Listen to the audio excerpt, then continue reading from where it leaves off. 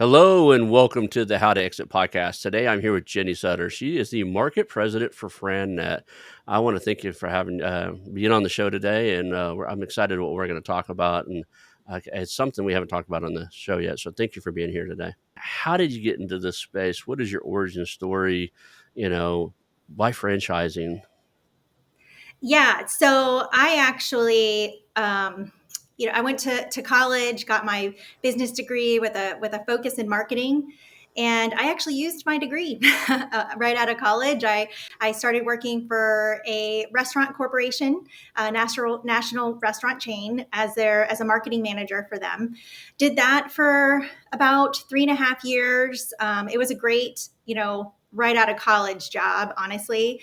And then after that, I went on to doing marketing for a med spa chain. So I went from burgers to laser hair removal, which, but marketing is marketing. So I did that I was with that company for just over 12 years. So I was with them for quite a long time.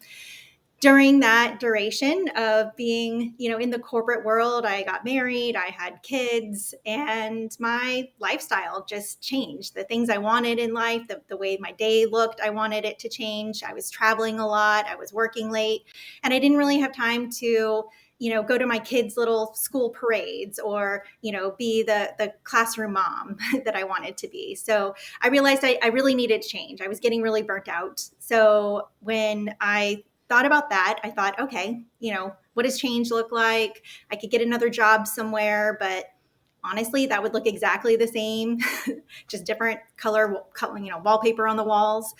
So I didn't want to do that. I could start my own business, and that wasn't something I really was interested in doing.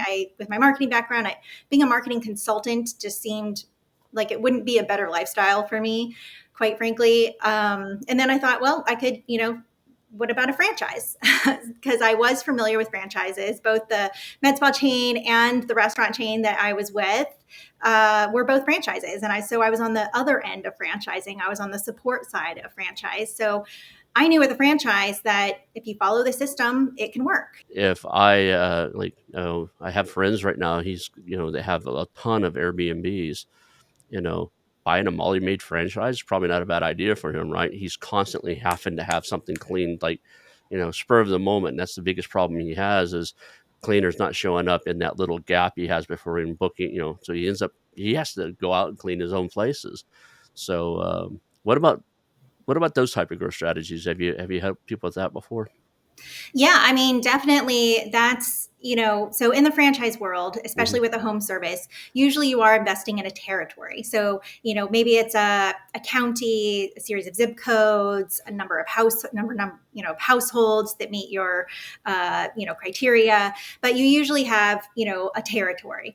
And so that your first growth strategy is, of course, to maximize that territory. Do you come across that where, a franchise has started, they got 6 or 8 locations, and now they're considering selling the whole package? Oh yeah. So there's different ways to invest in a franchise, and some franchise organizations have what's called a master franchise or an area developer. That's another way where they'll sell an entire market, let's say. So again, I'm in Tampa. They might sell the Tampa market as an area development master franchise deal. The goal of that master franchise owner is to then find other franchisees underneath them to, let's say Tampa, for instance, can hold 7 or 8 different franchise locations or territories, whatever that is, underneath them, to find, different franchisees underneath them. So they're making a piece of the pie, right? They're making a percentage of the percentage. How does that play in franchise? Like, if you're buying into a franchise and you're not very good with managing, I'd say, teens and youth and stuff, what other culture things, culture, I can't even speak today, cultural things, um, come into play when you're thinking about different types of franchises? Well, lots of different aspects. So, like, employees, cultural, who are you willing to manage? What does that look like? Really asking them. Sometimes most people have not thought about that. When I ask them, what kinds of employees are you looking for? Like, what do you mean? And so we talk about that. Like, can you imagine yourself managing high school kids or managing senior citizens or, managing people that have a different skill set than you do, or unskilled versus skilled, like how do what you really think about that a little bit. And, not to mention how many employees are you comfortable with?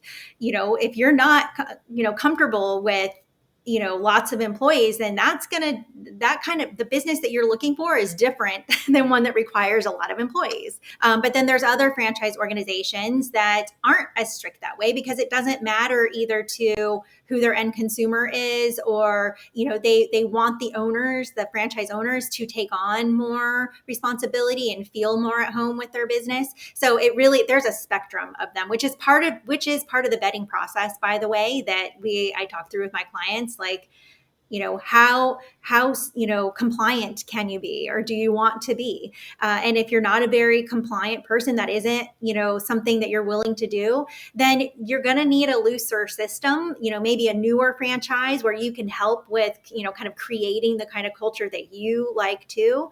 But if they are a super compliant person, that can be a little bit of a red flag too, because they do need to run a business after all.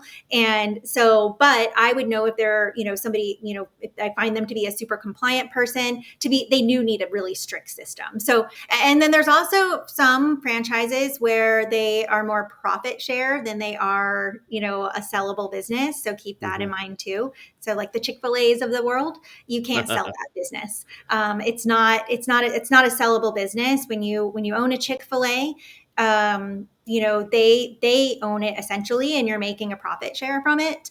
So when you're ready to retire, you essentially have to walk away, and Chick-fil-A is responsible for finding the new owner. When I first started doing this, home services was the type of industry where people were kind of like, oh, a maid service, I don't know about that. It's not an attractive thing to some people. Where now they were like, heck yeah, everyone needs to get their house clean. They didn't close down during COVID, whatever that is. So I think residential services really has, I'm getting a lot more demand for that.